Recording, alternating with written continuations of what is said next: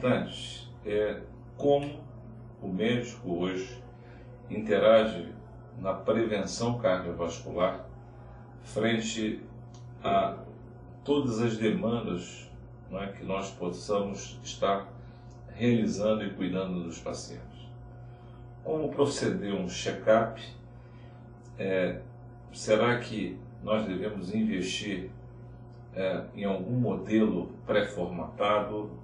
Ou será que o check-up cardiovascular ele deve ser individualizado para cada paciente, dentro do seu histórico, dentro da sua chance de risco?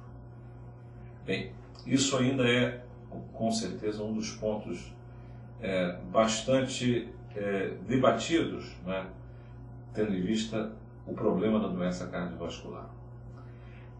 O que nós propomos e o que nós identificamos como ponto central, né, para a realização do check-up cardiovascular, primeiro, é justamente a história. A história do paciente, a anamnese do doente cardiovascular ou do paciente cardiopata, ela aponta a causa de uma cardiopatia, ou o risco de uma cardiopatia, em mais de 80% dos casos. A história familiar, os fatores de risco cardiovascular,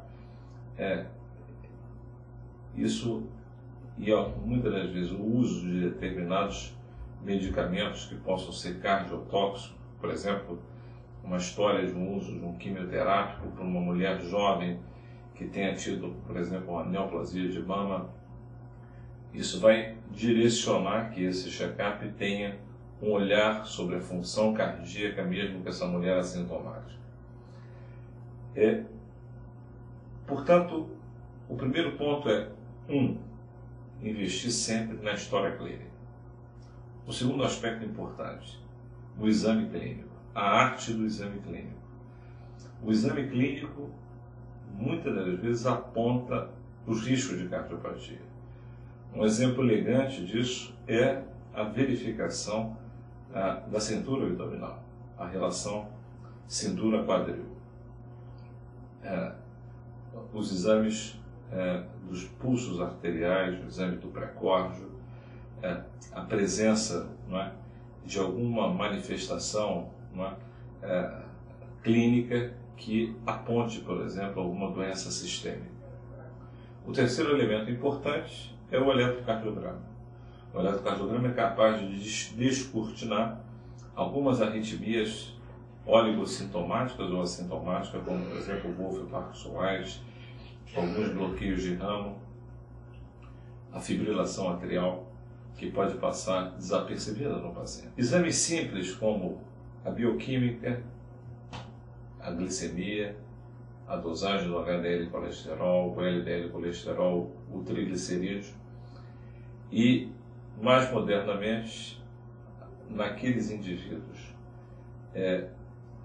considerados indivíduos de baixo risco, através de Framingham, você pode estar dosando um PCR para identificar se esses indivíduos poderiam se beneficiar de alguma estratégia preventiva de forma a se discutir o emprego de estatina em indivíduos que claramente não têm uma indicação para uma redução do seu colesterol. Isso, hoje, a proteína C ultrassensível, ela pode ter um valor incremental e colocar um indivíduo num nível de risco superior. Ao lado disso, nós devemos convergir para integralização desse risco cardiovascular, utilizando a tradicional tabela de Framingham, e nós compormos o risco cardiovascular.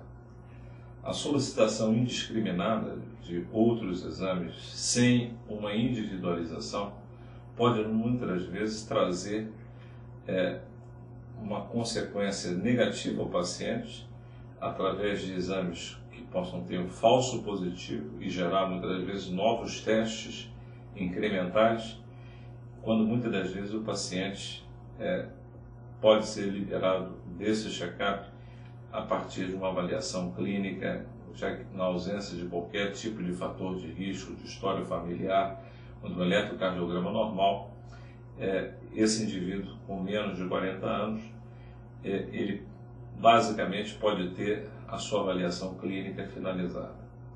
O ponto importante é que o teste ergométrico acrescenta para determinados grupos, não é, uma segurança maior. Ele pode trazer uma avaliação incremental e diagnosticar doença coronariana e ser um elemento importante em determinados grupos de pacientes. É uma prática fundamental e traz uma série de informações clínicas, hemodinâmicas, eletrocardiográficas e também metabólicas, quando isso é realizado sob a forma de uma ergospirometria. Dessa forma, nós clínicos montamos um risco cardiovascular. Em determinados indivíduos de intermediário risco, o score de cálcio tem trazido um valor incremental à avaliação clínica, somada à avaliação ergométrica, na identificação de indivíduos que podem estar num tercio, ou seja, naqueles indivíduos que têm uma carga de score de cálcio acima de 90% daquilo esperado para os pacientes da mesma faixa etária.